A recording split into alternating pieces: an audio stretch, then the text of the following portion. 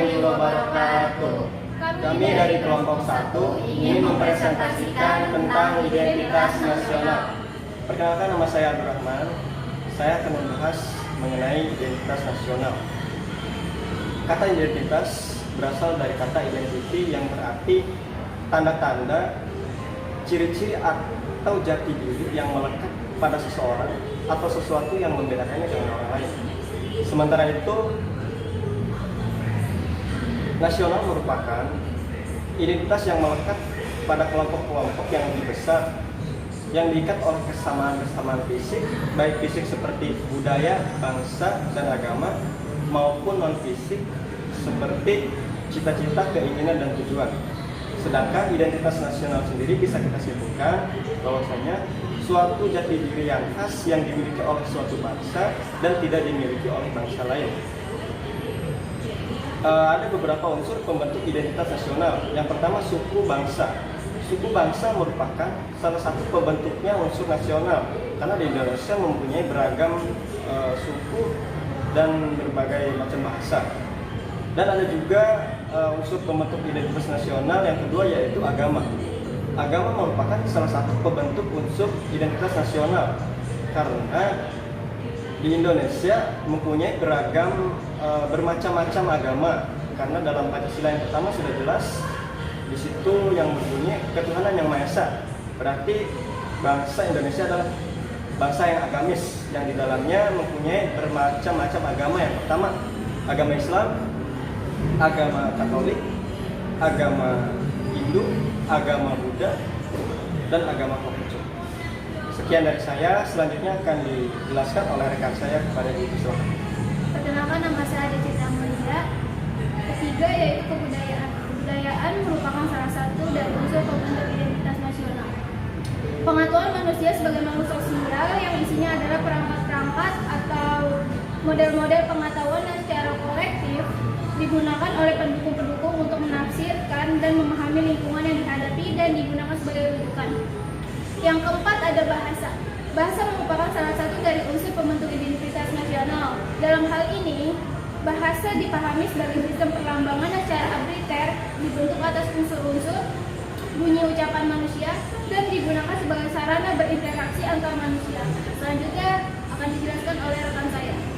Nama saya Delia. Saya akan menjelaskan dari unsur-unsur yang dijelaskan Kak Citra dan Kak Abu. Terdapat 3 bagian identitas, yaitu pertama ada identitas fundamental, kedua identitas alamiah, ketiga ada identitas instrumental. Selanjutnya saya akan menjelaskan tentang pengertian negara. Apa sih negara? Negara adalah suatu organisasi di antara sekelompok atau beberapa kelompok yang mendiami suatu wilayah tertentu dengan percaya adanya yang mengurus tata tertib dari wilayah tersebut. Selanjutnya akan dijelaskan oleh Kak Agnes. Perkenalkan, nama saya Agnes.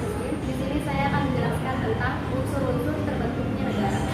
Unsur-unsur terbentuknya negara dibagi menjadi 4, yaitu masyarakat, wilayah, pemerintahan, dan pengakuan dari negara lain.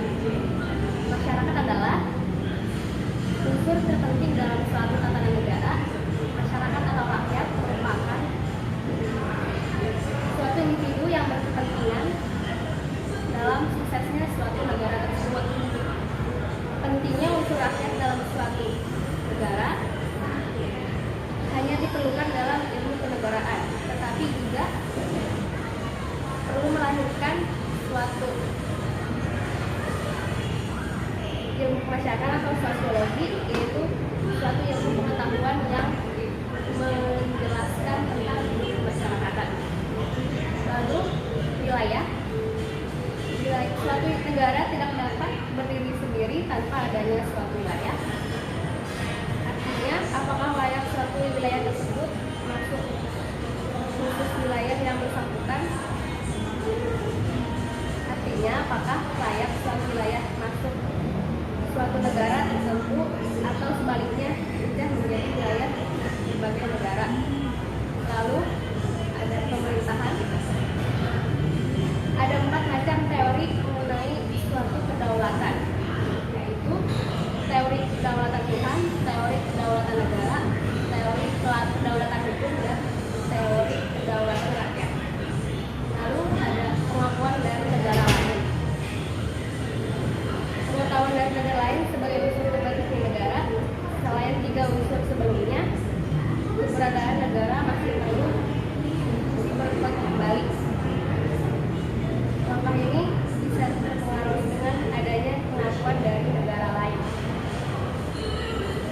terdapat dua jenis pengakuan, diantaranya pengakuan de facto dan pengetahuan de jure. Lalu selanjutnya akan dijelaskan oleh rekan saya. Perkenalkan, nama saya Agung. Saya akan mempresentasikan tujuan dan fungsi negara. Tujuan dan fungsi negara, tujuan terbagi menjadi 4. Yang pertama, menjaga ketertiban untuk mencapai tujuan bersama dan mencegah bentrokan antar bersama masyarakat. Kedua, mengusahakan kesejahteraan dan kemakmuran rakyat. Yang ketiga, mengusahakan pertahanan untuk menjaga kemungkinan serangan dari luar. Yang keempat, menegakkan keadilan yang dilaksanakan oleh badan atau badan peradilan. Tujuan negara terbagi menjadi 4. Yang pertama, memajukan kesejahteraan umum. Yang kedua, mencerdaskan kehidupan bangsa. Yang ketiga, membentuk suatu pemerintahan yang melindungi segenap bangsa Indonesia dan setumpah darah Indonesia. Yang keempat, ikut melaksanakan ketertiban dunia yang berdasarkan perdamaian abadi dan keadilan sosial. Pengertian konstitusi adalah negara yang mengandung arti awal atau permulaan dari segala peraturan perundang-undangan tentang negara. Selanjutnya akan dipresentasikan dengan rekan saya. Perkenalkan, nama saya Syifa. Saya akan mempresentasikan tentang tujuan dan fungsi konstitusi.